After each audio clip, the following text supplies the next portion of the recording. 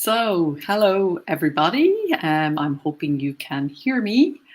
I am Orna Ross, and I am here this evening to talk to you about the first step in the sequence of creative business success.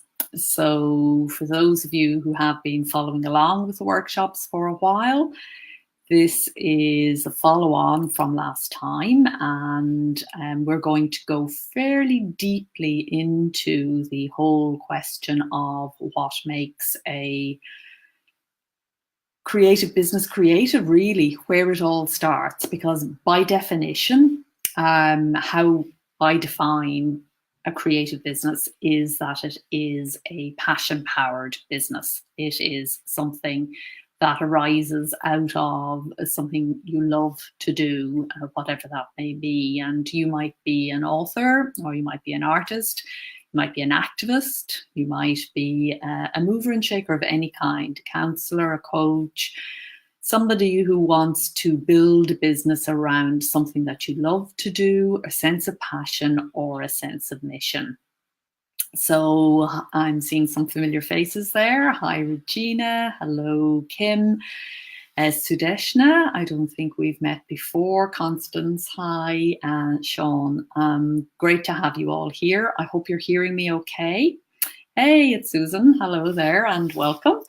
Please let me know if there are any problems with the broadcast, or if you have any questions or comments, anything you want me to pick up on as I'm going through the broadcast, then please do just jump in and say so. Hello, Suzanne. Great to have you here. And Sharon is here too, I think, and seeing some other familiar faces too. So let's just crack on. And yeah, that's what we're going to be talking about, the sequence of creative business success and the first stage in that sequence, which is around your passion, your mission, and how these two generate your pleasure and your profit. So these are the two big paybacks in a creative business: profit, commercial, but profit pleasurable also. So for those of you who don't know me, just a quick introduction. I'm a novelist and a poet, an indie author, which means I publish my own work, and I also run the Alliance of Independent Authors, which I founded about 6 years ago now. Can't believe it's that long. And in addition to that, the Creativist Club, which is all about doing creative business the creative way. And it's out of that work and a book series that I've been working on that these workshops have arisen. So I've been a creative facilitator for a very long time, but I'm particularly interested in right now, how the creative process can be used within a business settings, because we have this whole new world where we can create digital micro businesses around our passion and our mission. And this is new. This is brand new. It's super exciting. And it's how I make my own living now. It's how lots of my new friends make their living, but it's different. And you know, the experience over the past 6 years has shown me that it's not business as usual. And there is quite a difference. And that's what these workshops are about. So they are both practical and creative. I don't see those two as being in any way opposed to each other. They are commercial and creative, full of pleasure and profit. It's about bringing all of that together.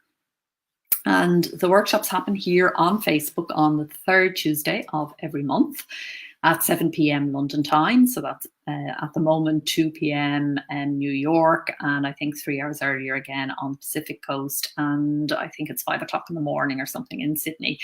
So of course there's a replay, so you can catch up whenever you want to. And the idea of the workshop is basically that you can raise questions, you can go a little bit deeper into some of the theory that is discussed in the books and in the other places where we are getting together and talking, and it is your opportunity to sort of ask questions and get stuck in at a deeper level. And if you would like to register and make sure you get a reminder for these workshops, this is the place to do it: ornaross.com/workshop-sign-up.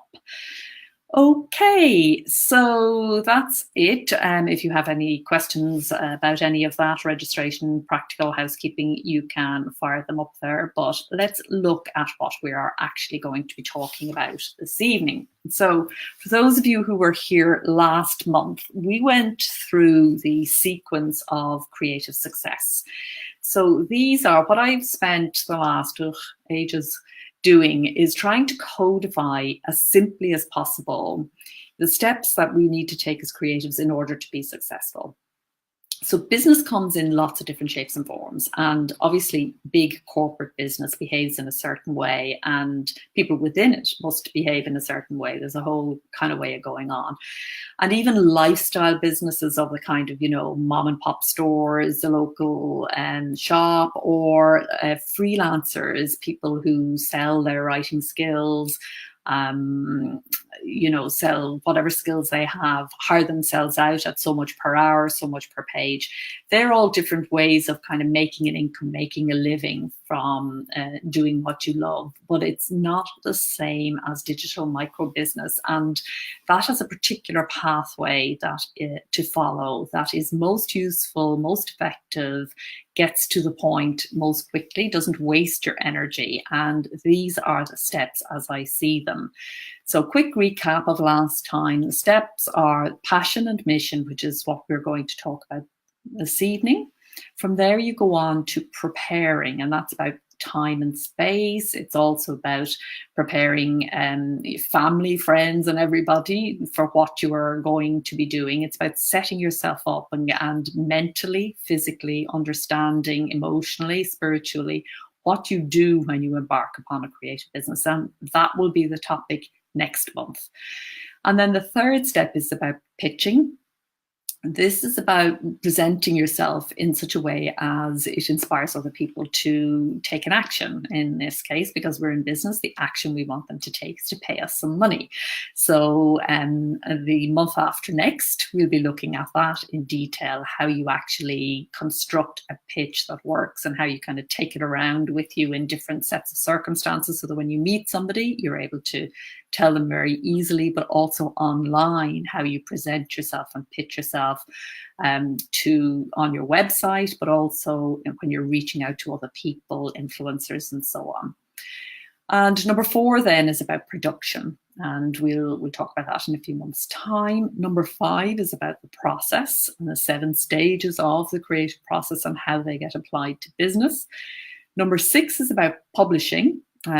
So once you've got all these other steps in place, you begin to put yourself out there, and the steps are in this sequence because there's no point in actually doing a big publishing. And by publishing, I mean everything. I'm not just talking about for writers publishing books or something. I'm talking about the way in which every business is now in the publishing business, the way we all have to put ourselves out there through social media, through blogs, through publishing. Isn't just text, it's also video, it's this, what I'm doing here with you guys now, it's audio, it's all sorts of ways in which we let people know about our business, what it does, what our values are, what it can do for the customer and for the people we partner with. And that is step number 7. It's about making partnerships with influencers and people and also collaborators who can help us to reach a wider audience.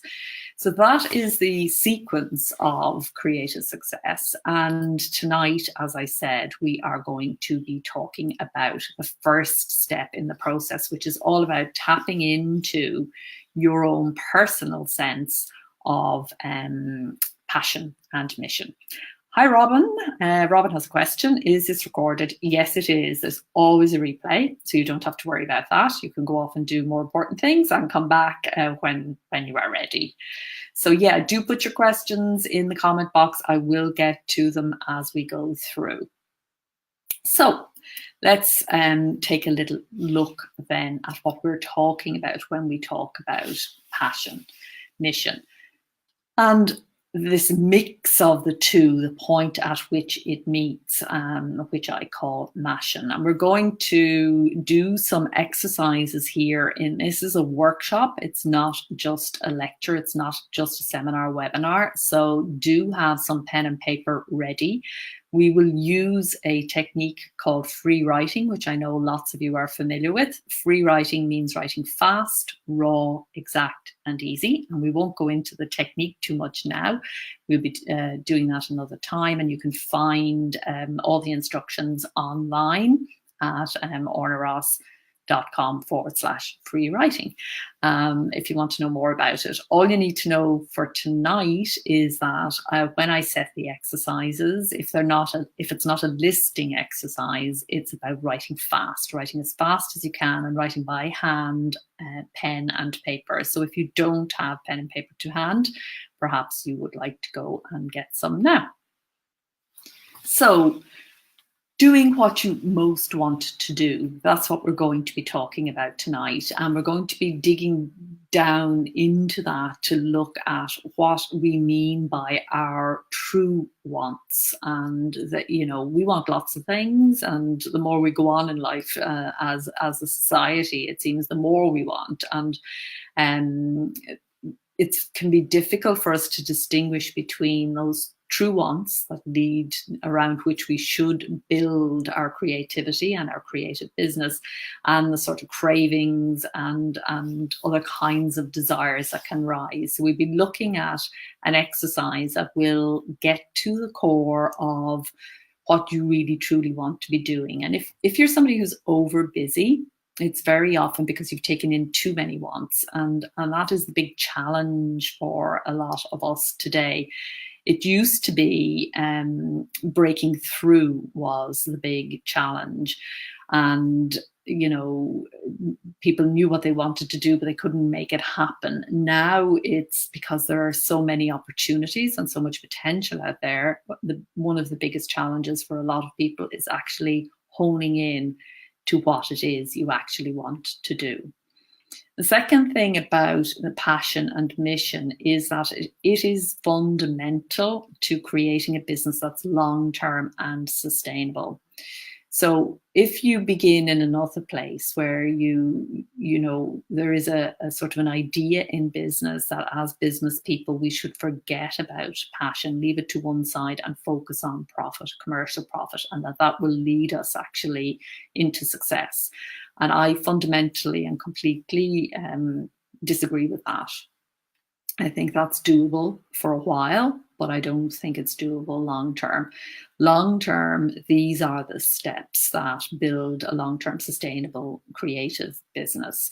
So really drilling down into the very narrow niche, and we look at how narrow it can get today and also over the coming steps, getting right down into where your truest wants lie, and that's quite a narrow area, and that's as it should be in this digital world. You don't want to be a generalist because you will get lost. There is nothing to distinguish you from other people in this abundance, in this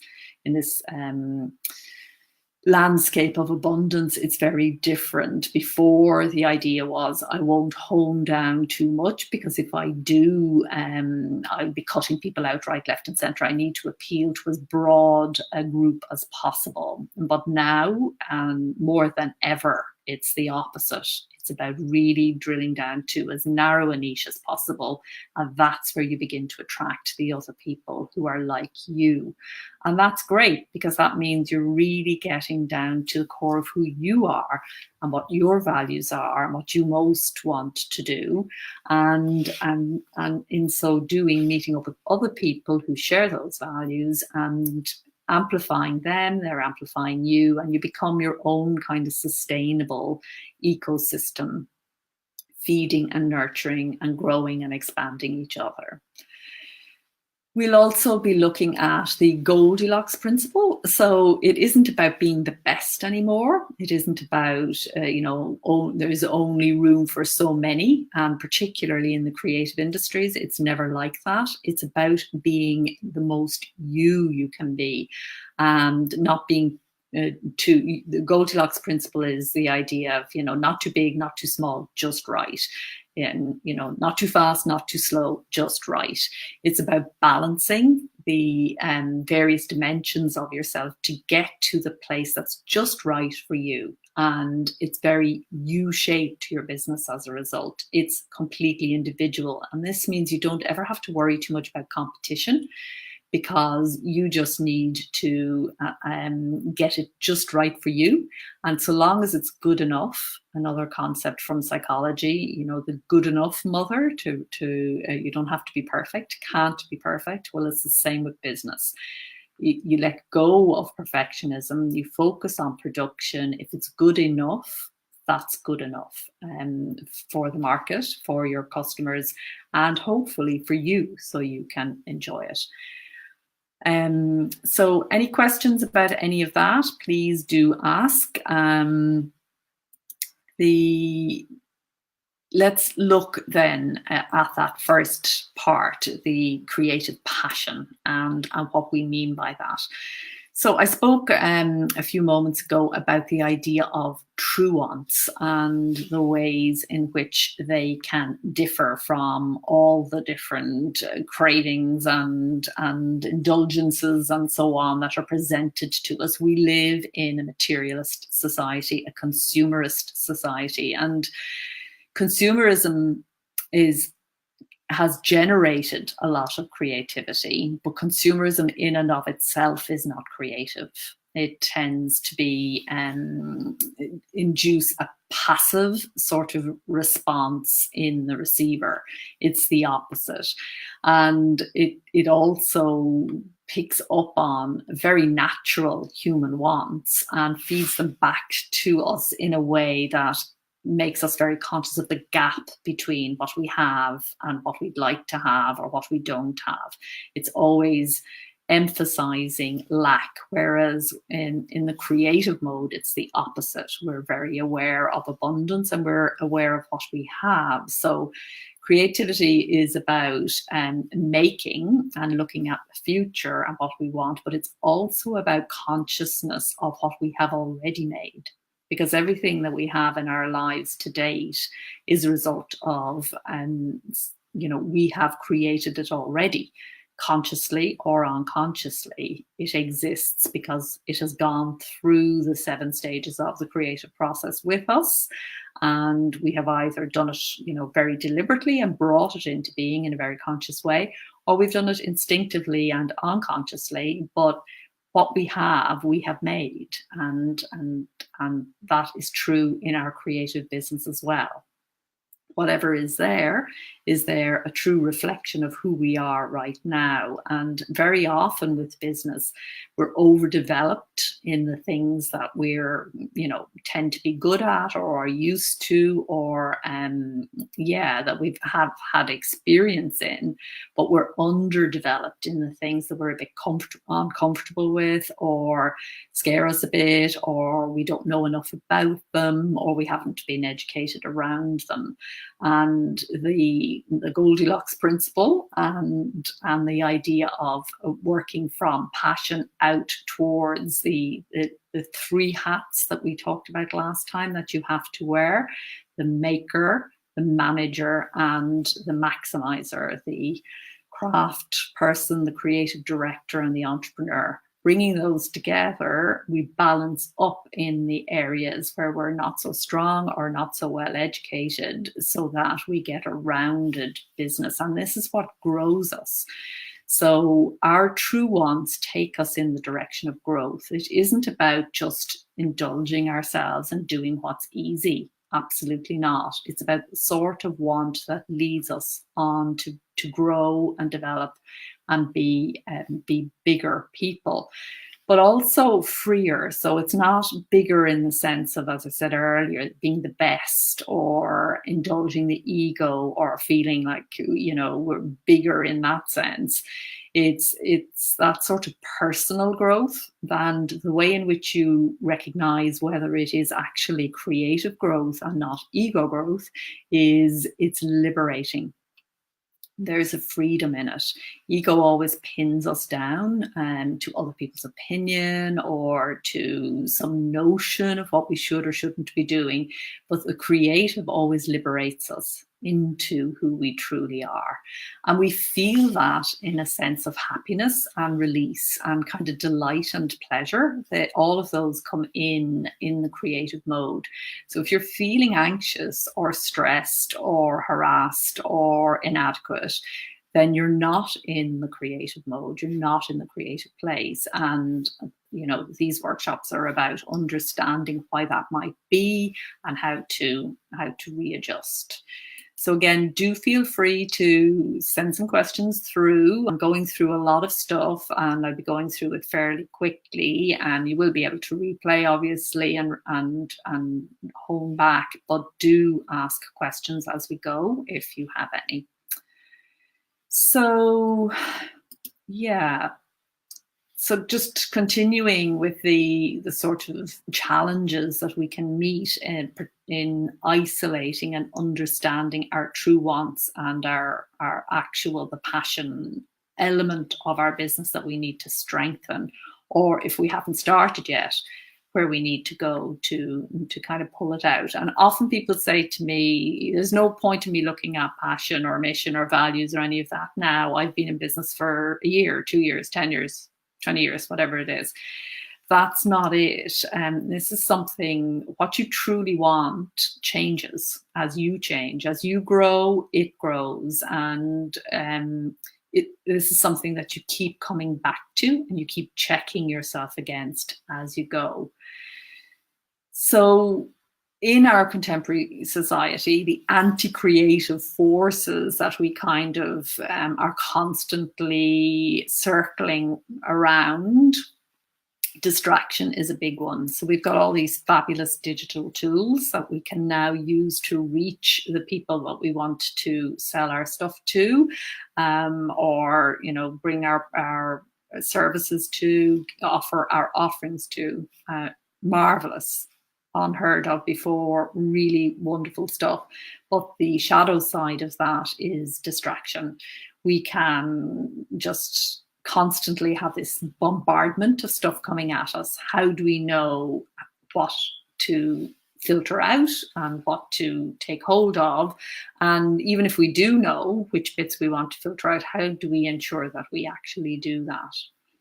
The other thing is that it's very easy in a society where there is oodles of entertainment and of all kinds, wholesome and unwholesome. It is very easy to deny our true wants, and it can be much easier to sit and to take in than it is to sit up and create and put out. And we can deny that we even want what we want, and we can muffle all of that with what I've called here drugs, but I mean that in the widest possible sense. Anything that kind of muffles our true desires, anything that we can become addicted to. And again, drugs and addiction, these are big words that are very often used about particular things, but it happens on a scale. So you can be obviously at the stage of severe addiction, which we understand and we know as addiction. But the very same forces are in place when we can't get, beyond some, say, Facebook, or, sitting watching TV with the sugar on hand rather than creating our own stuff. So it's to understand and begin to kind of know what the distractions, the denials, and the drugs, in inverted commas, are for us, and to observe how they play into our energy, our creative energy, what they do to us. A lot of this is just about seeing it. If we start beating ourselves up and, get into heavy sort of trying to resist, and you see it very clearly with, say, binge eating and drastic dieting. That's the classic sort of polarized positioning that can happen mentally in our minds around things. We can get into something very similar to that with our creative work. When we're not doing it, we're procrastinating, or there's something we feel we should, in inverted commas, be doing that we're not doing, and we can overdo the work, and 1 week and do nothing at all, and for 2 weeks in a row, or feel that we are. And that is a cycle which we'll talk about more the next time, and the workshop after that. It's a cycle that's very common. It seems to be a sort of a side effect of wanting to do creative work. And there are ways to cope with that.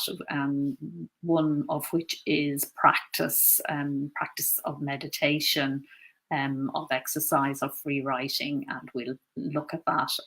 Some of you are already good, deep, creative practitioners. So some questions. Let's just get in here to some of this. So distraction is so hard to avoid, I think, so necessary to remove. I really grapple with this. Do you recommend how to deal with social media and creativity? And Kim, Edward also agrees with this, and Kim is coming in as well on this issue. It's difficult to find a balance between being a consumer and a creator. Any ideas on that? So yeah, I think let's just talk about the social media thing and creativity. I think it's really, really recognized that this is a challenge for a lot of us. And there are some practical tools that you can use. So I'm not sure if you're aware of freedom.com. This is an app which will shut down the internet essentially while you are focusing. So I think, and we will talk about this in detail next time in the preparation workshop, it's very much about preparing yourself, knowing that something is going to happen, knowing where your weak points are, knowing whether it's doubt, distraction, what it is that kind of sets you off. And when we come to do anything creative, there's a fear involved. By definition, if we are creating, we are pushing our boundaries out a bit. And so we are going to feel a bit fearful. That just goes with it. And very often the distraction is our way of comforting that. It's a way of kind of damping down that bit of fear that we feel. So one of the things, before we get into any of the practical things, like freedom.com, one of the things that we need to do is understand that dynamic in ourselves and prepare in advance for it. So that's why we put a lot of emphasis on the mapping in the Creativist Club. It's about mapping out in advance what you want to do and how you want to do it. And so first of all, you know that you need to do it. So you don't get up in the morning and find yourself on social media because you've taken the preparatory steps. Susan is coming in and saying she uses the do not disturb on her Mac when she's writing, and that works well for her. Exactly. You need to find your thing, your way of controlling it. No social is another one that works, where you can keep, and this is useful for people who do a lot of research in their work. So they want to keep some aspects of the internet on, but they want to turn off the social media. So there are tools that will shut it down. But first of all, getting to understand what is the function of social media for you. What is the function of that distraction? Why are you becoming distracted? And meditation and free writing are really useful here because they drop you down to the level where you can begin to have that observation of yourself in a real way, where you begin to understand what's really going on. And when you really observe it, when you really see what's there, it loosens its power over you. It's when you don't observe it, when you just kind of go along and you're following on with what's happening, and you're reactive rather than proactive. So it's very much about getting before it happens. And as I said, we'll talk about this a lot more next time. But before you find yourself in the situation, oh, I've just spent an hour on social media and I don't even remember how this started, you have prepared your day. So you know which hours of the day you're going to spend doing your core creative work, which needs your focus. You know what exercise you're going to do, because you need to get that fresh air and clear your head. You know at what time of the day you will do that. If you find meditation useful, you set aside time to do that. If you find free writing useful, you've set aside time to do that. These practices are very, very key in keeping us connected to the creative space, to the place. Then once you do those, if you create the conditions, if the conditions are right, you find that creativity rises and takes over. It's stronger than anything else. So, yes, that question, why am I allowing the distraction? What value does that distraction have for you? And sometimes, and it's not to confuse things, sometimes something we label distraction is useful in the sense that a lot of our work as creative goes on at the subconscious level.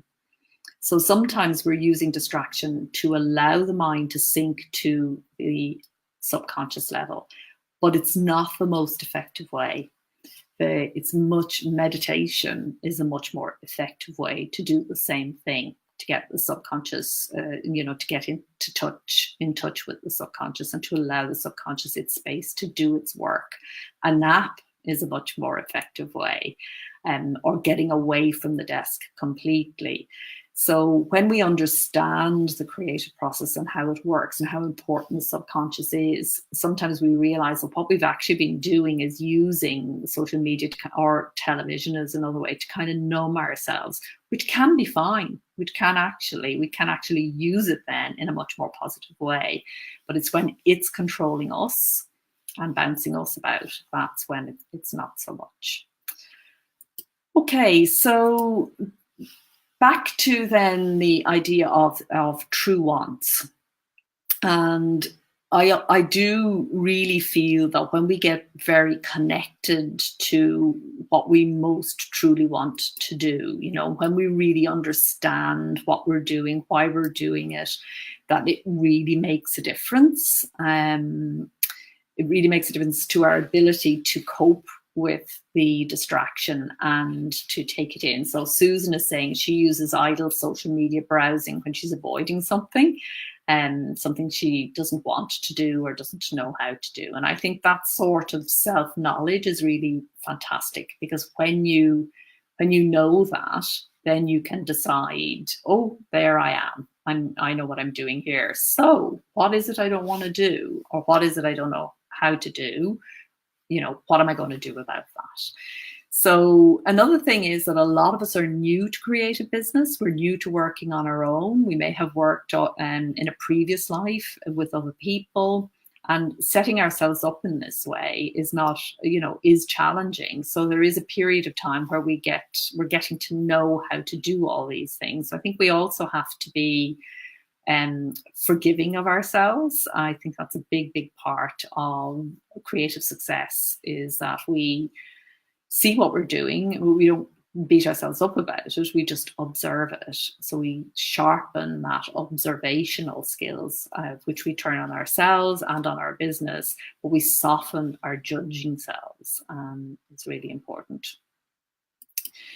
But the key to it all, I do think, is this idea of true wants. And I just want to talk very quickly about the difference between needs and wants, and to emphasize that the creative impulse is not an indulgent want, and that this is a very recognized psychological situation. So a lot of you will be familiar with Maslow's hierarchy of needs.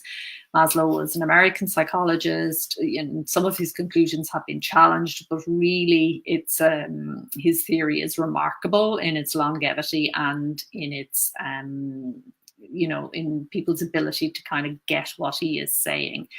So he set it out as a hierarchy, our needs, saying that we have physiological needs which must be met.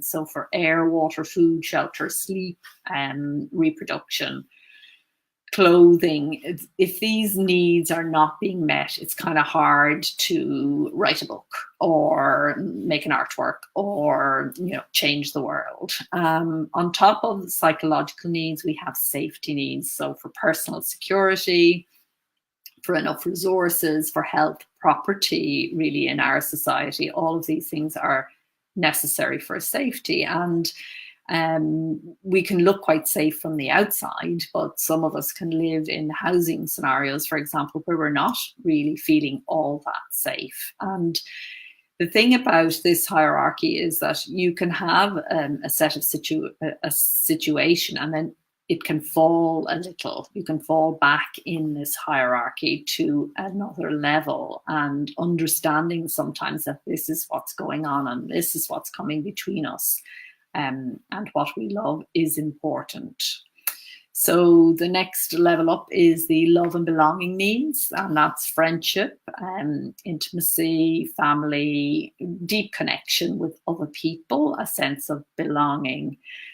Next, on top of that, is self-esteem and esteem from others. So respect, status, recognition. And it's in this area where we find strength and freedom. And then finally, we come to self-actualization. And Maslow defined that as the desire to become the most one can be. Now, this hierarchy has been criticized because of his methodology and so on, but I do think it's useful for creatives, because I think it's important to understand that we can have this longing to do something that we love to do, and we can think of it as sometimes we don't understand how that it is a need. It is an actual need. Once these other needs have been satisfied, this sort of need is going to emerge.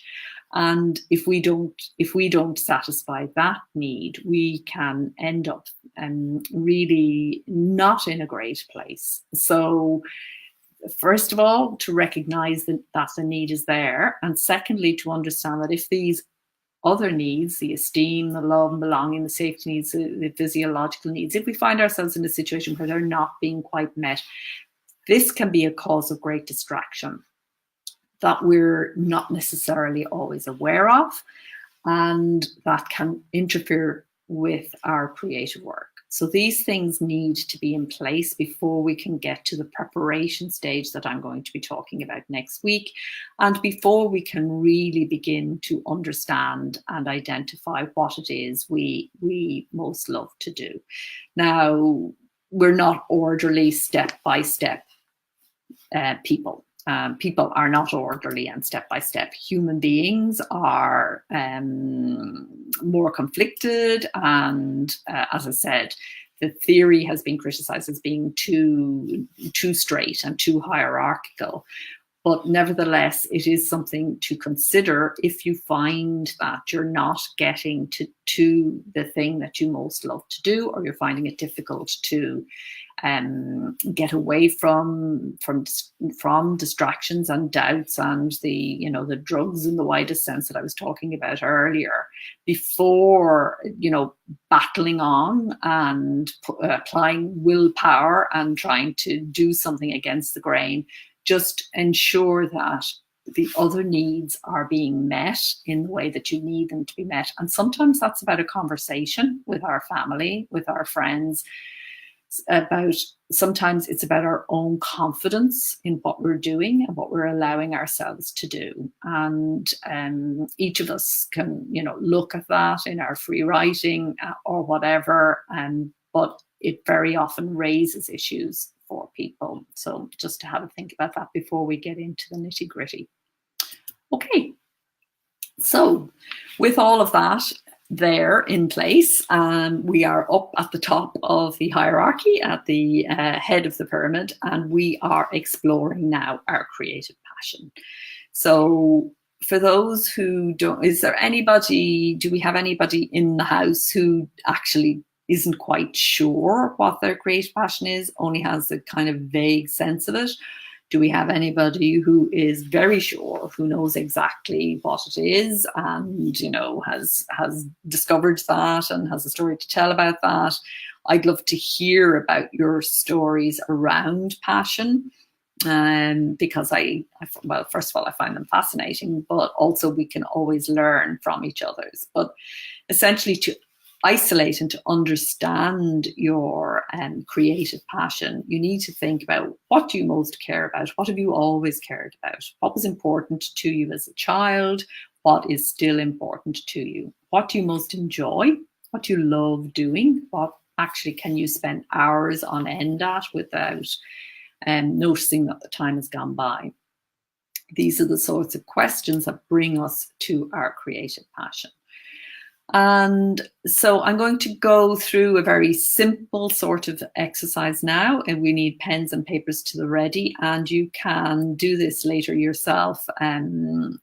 If you want to at any time, you can download what I call the creative wish list in the downloads page on the website ornaross.com, and you have the link there.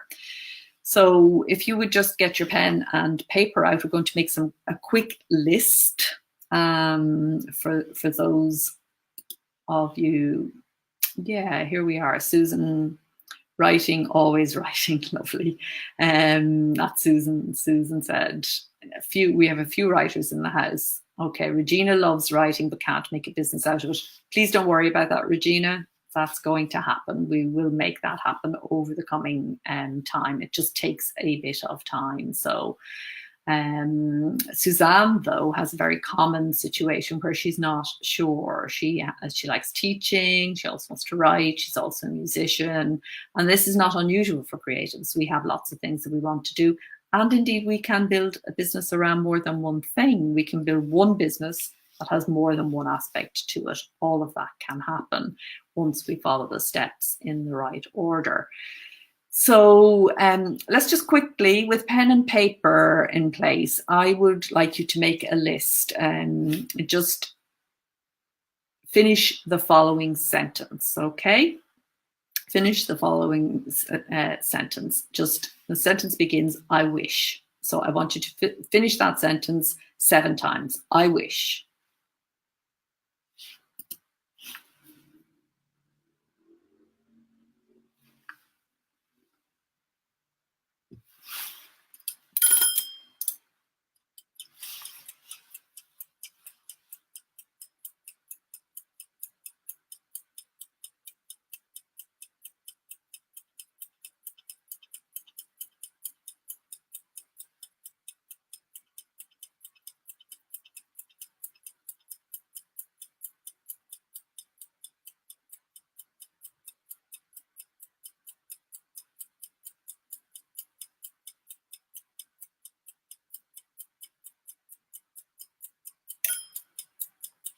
And now, 7 times, I want.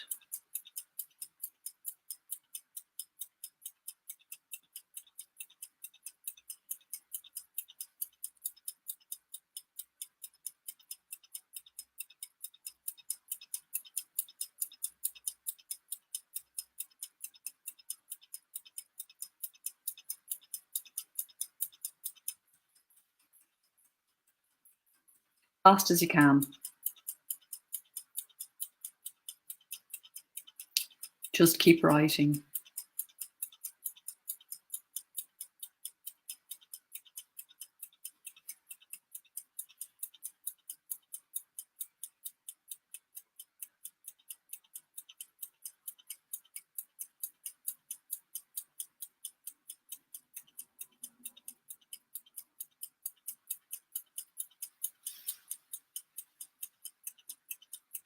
And the third batch of 7, I long to.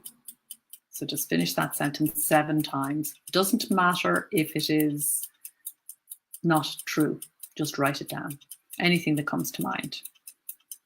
I wish, I want, I long to. Just 2 more minutes, fast as you can.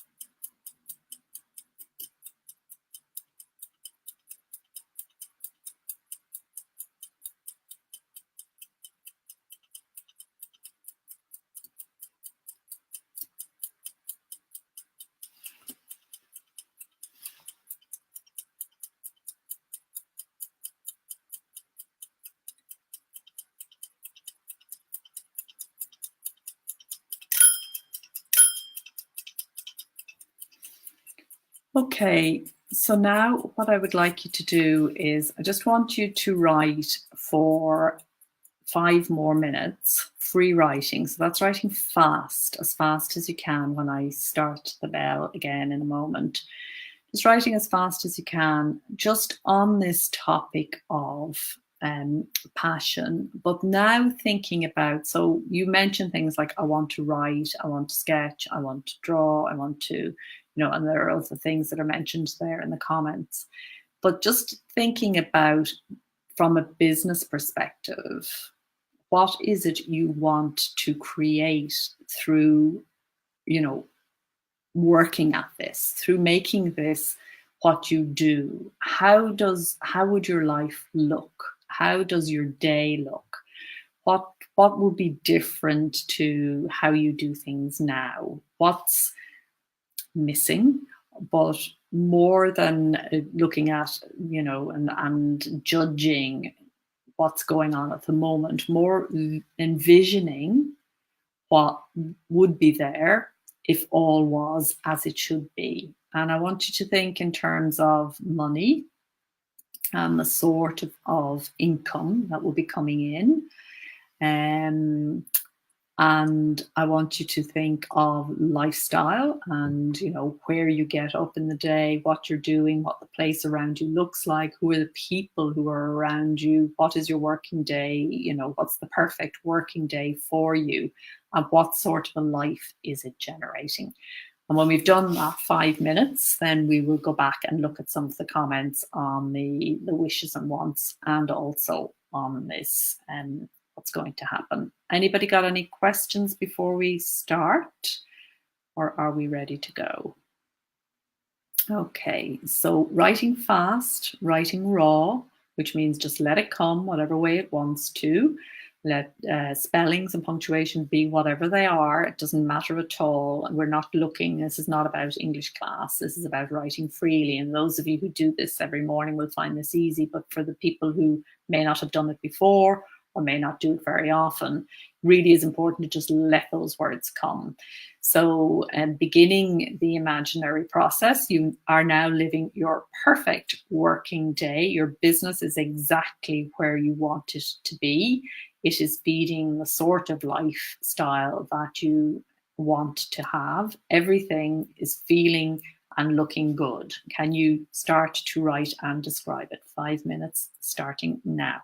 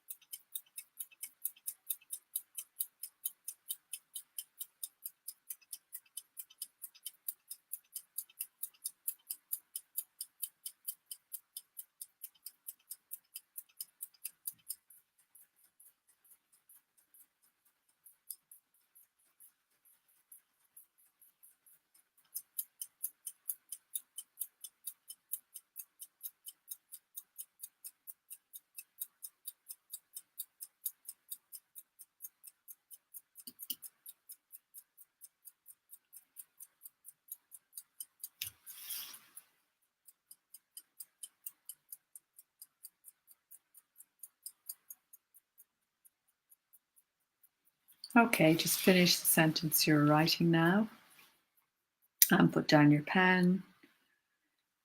And if anybody would like to talk about anything that they found coming from the writing, I'd like to pick up here on Regina's commentary about the lists. And if anybody has anything they want to say about any of that either, it all helps each other to see how other people are thinking.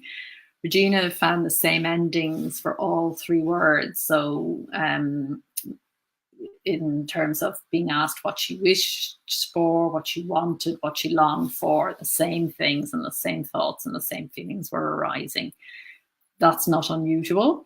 It's also not unusual for it to go the other way and for things to be quite different. But if you are finding that the same things are arising, then that is a good sort of honing in exercise. It gives you a clear sense of direction in which you want to go.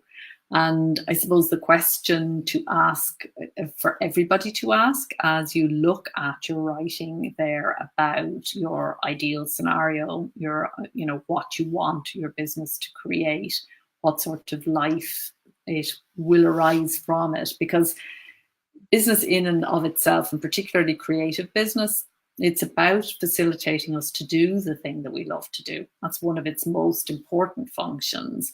But it also must be about the wider life. It must be about what it allows us to do in the wider world of our own lives, at home and our friends, etc., but also in the world. And very often a creative business is done either consciously or subconsciously with this idea of more than just what we want to do. It's also about a sense of mission. So it's about something that we want to achieve in the world in the wider sense. And while our passion is what we want to do and what we long to do and what we love to do, our mission, very often the question that brings our mission home to us is, what makes you angry? Or what do you want to change? What would you like to see that is different in the world? And if it's useful, just to quickly jot down the answers to those questions. What makes you angry, and what would you like to change? What would you like to see? What sort of change would you like to see happening in the world? And this is particularly for those kinds of creatives who see themselves as making a difference. So activists are often very, respond more to mission than to passion. Also, coaches, life coaches, counselors, campaigners, people who want to affect change in the world, who want to create something around that. Very often it's mission that is more inspiring to them.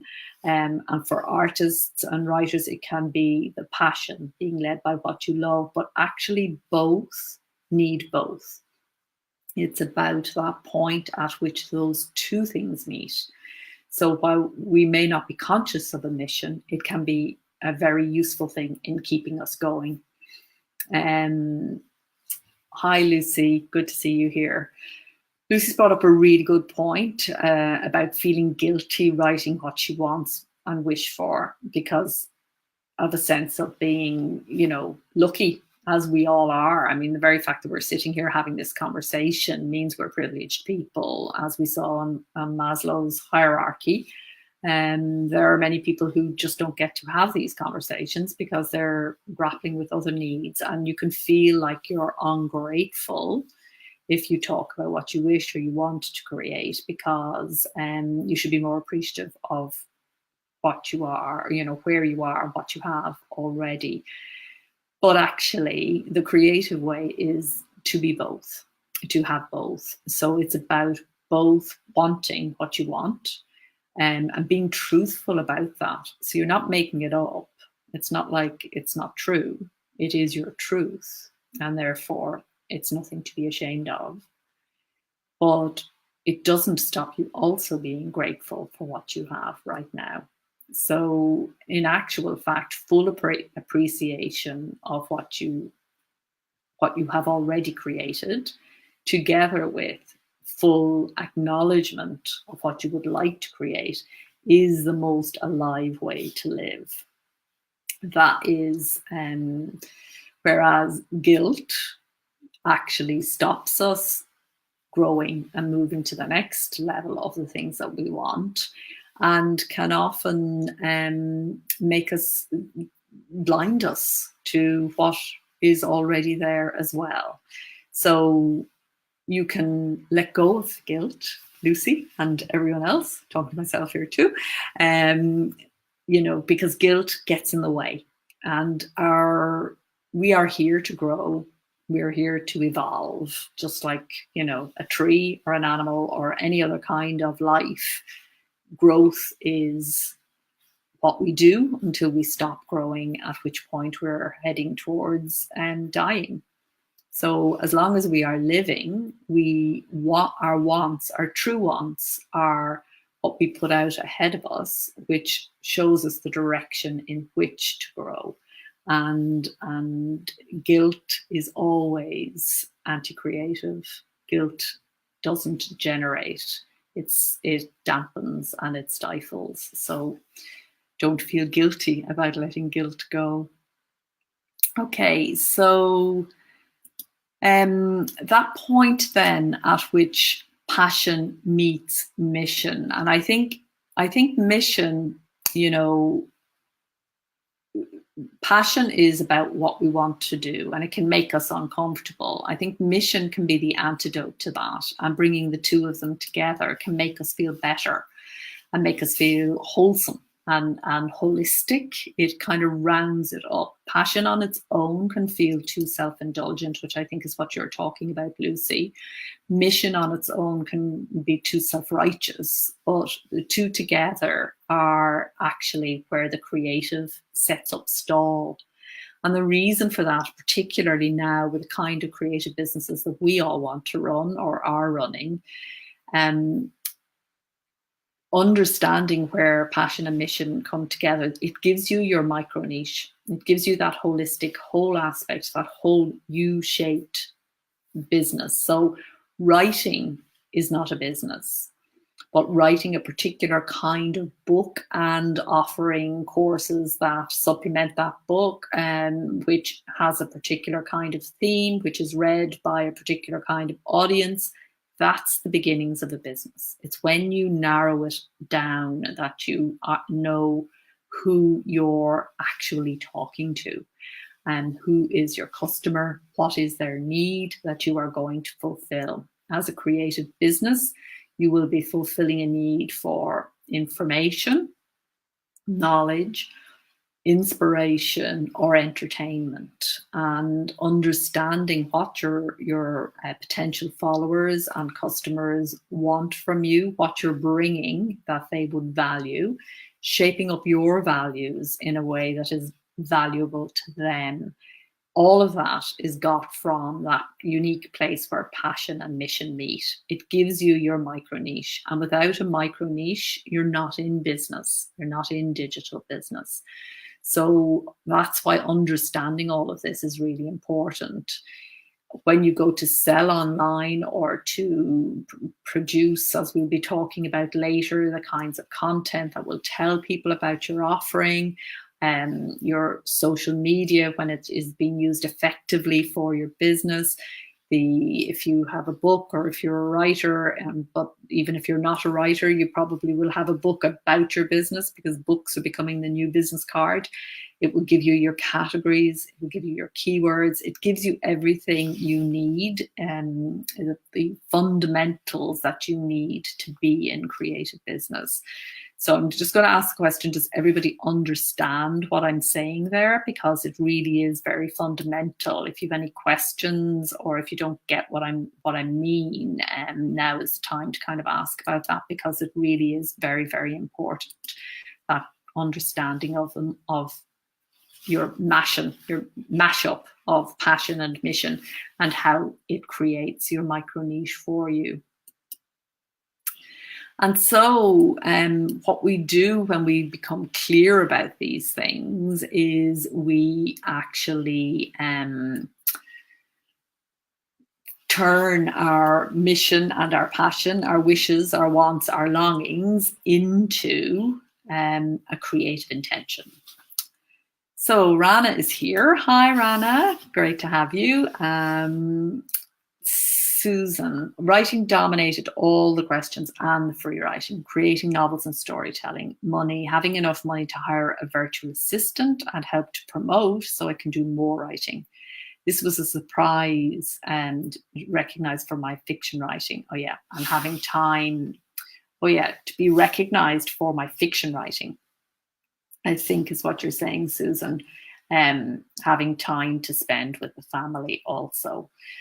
Fantastic, all really good things. So in terms of understanding what is needed and necessary there, what is truly wanted, and then we will begin, over the coming months, we will actually shape that up so that it becomes into products and processes and services that can deliver what your followers will want and at the same time satisfy your passion and mission needs. So I think that's the thing to take away from today. This is our final slide here where I'm talking about creative intention. So we turn the things that we've been thinking about tonight into an actual creative intention. And a creative intention begins with a sentence, I intend to create.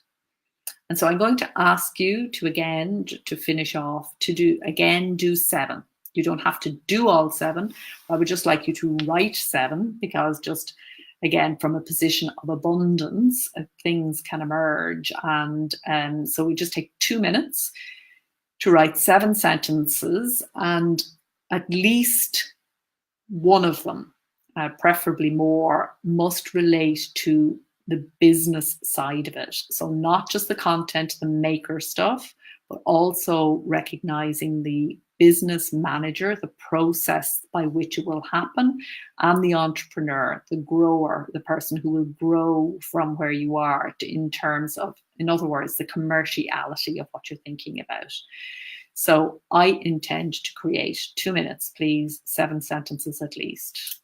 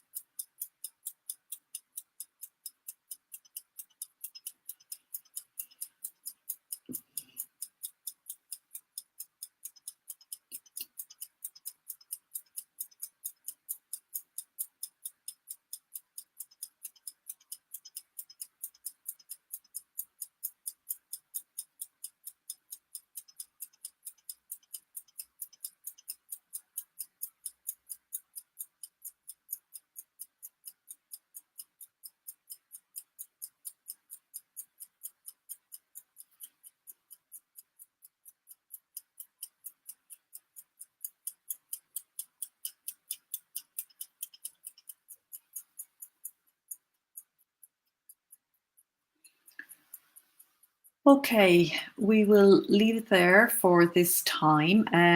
Brita has a lovely comment here, which is a reminder of Maslow's hierarchy of needs in this context makes perfect sense again. I'm really glad that did make sense to you and does make sense to you because, again, in terms of thinking about what we intend to create, our businesses can serve to meet some of those needs. But also some of those needs must be met before we can create within our creative business. So we will continue the conversation about the workshop in the Creativist Club. So that is facebook.com/groups/Creativist Club Cafe for those of you who may not be members already. And when you've had a chance to sleep on it and to think some more, and maybe there's some stuff you'd like to share there in the privacy of that closed group, then that would be great. If there's anything you want me to cover in the next workshop, so in our next workshop, we're going to be talking about preparing, so getting everything ready, and that's time, setting up your days and your week, a timetable, a schedule, space, which is where you're going to do the creation, but also what needs to happen at a business level in terms of getting your stuff across. It also is space which is around your family and so on, but it's also about creative rest and play so that you have the proper support for it to be ongoing and sustainable, and all the other aspects of preparing to make a living doing what you love, because that's what these are all about. So yeah, do keep the questions coming, and I will see those of you who like to do morning flow practice together. I will see you in the morning at 7:30 London time. And I'll see the rest of you in the Creatives Club, hopefully. So I hope that was of some value, and I'll talk to you again very soon.